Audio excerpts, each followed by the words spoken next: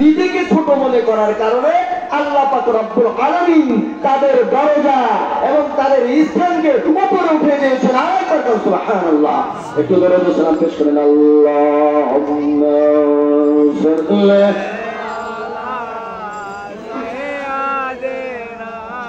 মাওলানা মুহাম্মদ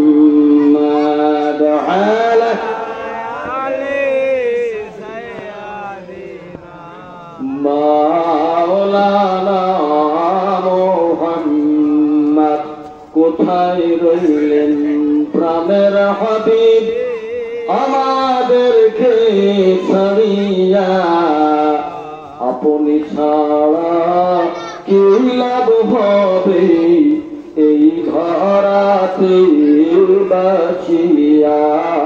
আল্লাহুম্মা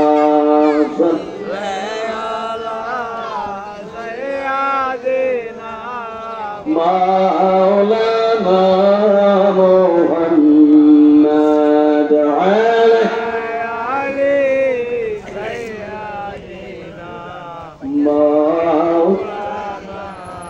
আমার বন্ধুগণ, কর্তৃপক্ষের থেকে আমার প্রতি নির্দেশ হচ্ছে রাবিয়া বস্তি সম্পর্কে আলোচনা করা, মা ফাতিমা রাদিয়াল্লাহু তাআলা আনহা জীবনী থেকে কিছু আলোকপাত করা এবং কোরআন সুন্নাহর ভিত্তিতে কিছু দিক নির্দেশনা দেওয়া অল্প সময়ের মধ্যে। মা বোনেরা মনোযোগ দিয়ে শুনবেন। হযরত তপস্বী রাবিয়া বস্তি রাহমাতুল্লাহ আলাইহি একজন মহিলা ছিলেন, নিজের জীবনে বিয়ে করেন নাই। এই জন্য মহিলারা আবার প্রতিজ্ঞা করেন না যে না আমার বিয়ের দরকার নাই। না, এটা সবার জন্য প্রযোজ্য না, সকলের জন্য বিয়ে না করাটা প্রযোজ্য না। হযরত রাবিয়া বস্তি রাহমাতুল্লাহ আলাইহি ডাকতে বলেন, আমি জীবনে কেন বিয়ে করে নাই? এক ব্যক্তি প্রশ্ন করলে তার জবাব দেন, আল্লাহ পাক রব্বুল আলামিন আমাকে একটা হৃদয় দিয়েছেন, এই হৃদয়টা আমি আল্লাহ পাক রব্বুল আলামিনকে দিয়ে দিয়েছি। দ্বিতীয় কোনো মন নাই, দ্বিতীয় কোনো হৃদয় নাই। আমি দুনিয়ার জমিনে একজন স্বামীকে গ্রহণ করে আমি তাকে ভালোবাসবো, তাকে নিয়ে সংসার জীবন যাপন করবো, এই ধরনের দ্বিতীয় হৃদয় নাই। যার কারণে আমি আল্লাহকে হৃদয় দিয়েছি, আমার দুনিয়ার জমিনে কোনো বিয়ের প্রয়োজন নাই। আল্লাহ পাক রব্বুল আলামিন কাল কিয়ামতের ময়দানে জান্নাতের কোনো ফয়সালা যদি করে দেন, কোন জান্নাতি পুরুষের সঙ্গে আল্লাহ পাক রব্বুল আলামিন আমাকে বৈবাহিক সূত্রে আবদ্ধ করে দিবেন। হযরত রাবিয়া বস্তি রাহমাতুল্লাহ আলাইহি এত বড় উচ্চ মাকামের অধিকারী হয়ে গেলেন, বয়বৃদ্ধা হয়ে গেছেন। রাবিয়া চলতে পারেন না। আল্লাহ রব্বুল আলামিনের কাছে অ্যাপ্লাই করলেন, দরখাস্ত করলেন, আল্লাহ পবিত্র কাবা শরীফ জিয়ারত করতে চাই, কিন্তু আমি চলতে পারি না। কিতাব সাক্ষী দেয়, তাযকিরাতুল আউলিয়ার মধ্যে লিখে দেওয়া হয়েছে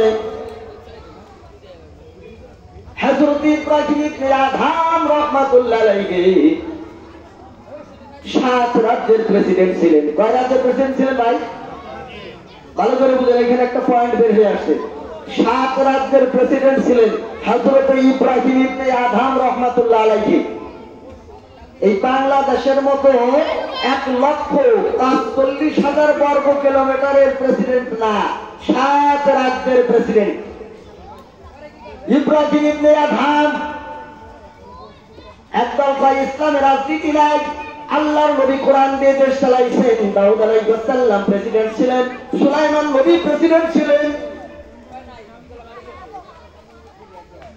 এমনি করে খোলাফায়ে রাশিদিন প্রেসিডেন্ট ছিলেন দিন কায়েমের জন্য।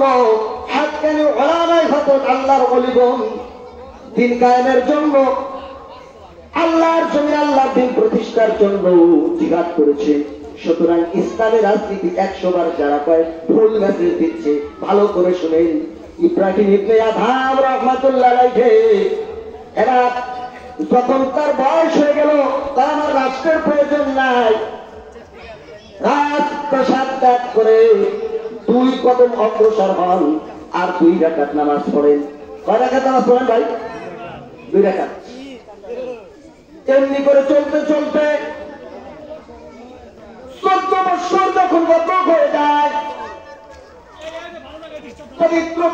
শরীফের সামনে পৌঁছে গেছেন ইব্রাহিম ইবনে আদম। এর মাঝখানে একটা ঘটনা ঘটে যায়। ইব্রাহিম ইবনে আদম রহমাতুল্লাহ আলাইহি যখন পৌঁছে গেছে, কাছাকাছি একটা মসজিদে ছিলেন, অবস্থান নিলেন। ওই মসজিদের খাদেম বলতেছে, তুমি কি ইব্রাহিম আদমকে দেখেছো? তিনি তো কাবার থেকে আসতেছেন, তুমি কি তাকে চিনো? উনি নিজেই ইব্রাহিম ইবনে আদম, ওই খাদেম চিনেন না।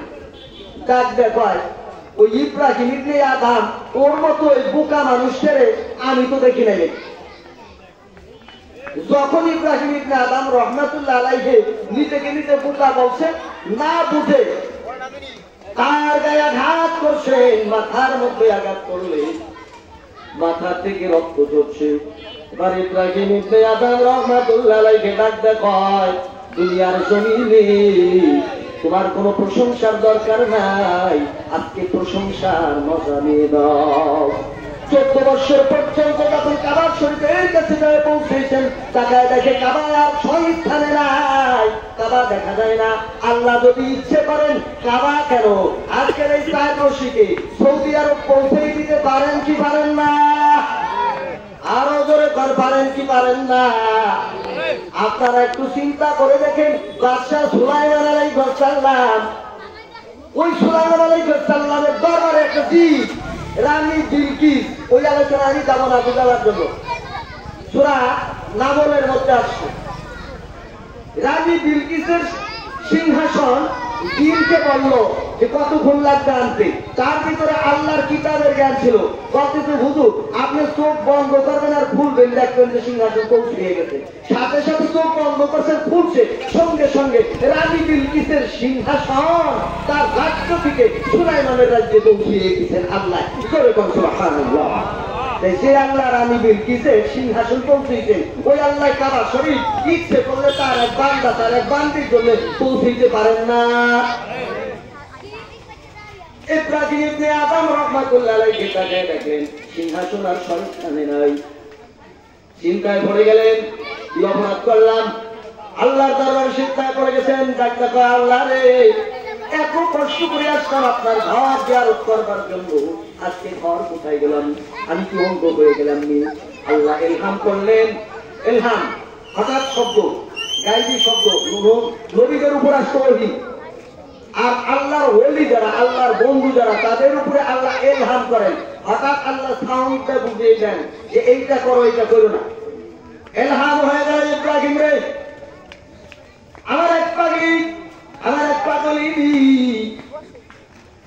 রাবিয়া বস্তি অক্ষম হয়ে গেছে তার সম্মানের জন্য, তৎপরাণের জন্য আমি কাবাকে স্থানান্তর করে রাবিয়ার কাছে পাঠিয়ে দিয়েছি। জোরে জোরে কোন সুবহানাল্লাহ। সুতরাং আল্লাহর প্রকৃত বান্দা যদি হতে পারেন, আল্লাহর প্রকৃত বান্দী যদি হতে পারেন, আল্লাহ পাক রব্বুল আলামিন শুধু পুরুষকেই আল্লাহ উচ্চ মাকাম দান করেন না, নারীদেরকেও আল্লাহ পাক রব্বুল আলামিন উচ্চ মাকামে অধিষ্ঠিত করতে পারেন। আল্লাহ পাক রব্বুল আলামিন তার জ্বলন্ত প্রমাণ। হযরত রাবিয়া বস্তি এমনি করে আল্লাহর ওলিদের ভেতরে নবীদের স্ত্রীগণ এবং নবীর ছোট কন্যা হযরত ফাতেমা রাদিয়াল্লাহু তাআলা আনহাকেও আল্লাহ পাক রব্বুল আলামিন আল্লাহ ভালোবেসে তাকে নিজেই মা বলে ডেকেছেন। জোরে জোরে সুবহানাল্লাহ।